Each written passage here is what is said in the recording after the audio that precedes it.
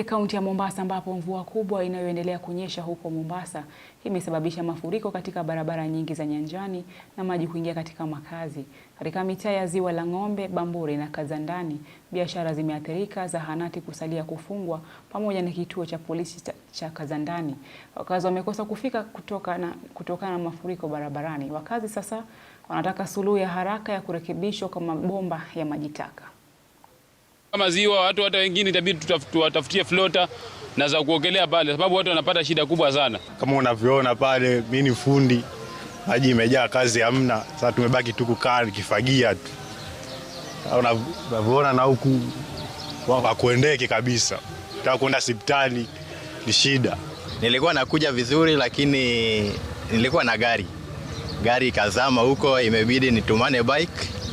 Nichukue bike ile nimpelekee customer wangu hizi magasi. Nazidi barabara ilipotengenezwa maji yalikuwa yanajaa kule. Sasa yote yamerudi hapa. Gari ikipita hapa maji yanakimbia karibu kufika kwa geti ya polisi. Hata ukuta wa polisi uje ujengo. Polisi imekaa wazi kama uwanja wa mpira. Tafadhalini wanaohusika, njoni tukae chini tumalize hii shida. Hii jamani, once and for all. Tunakaa kama tuko kwetu.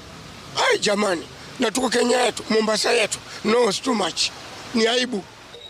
Kitu ya pili ni pia naomba hawa watu wanaweka nyumba kwa mabarabara, najua wanalipa county na county pia inajua vile nyumba ziko pale. Sasa county shirikiane na hao waweze kutengeneza drainage, alizo watu waweze kupita mzuri na wasipate shida mazee.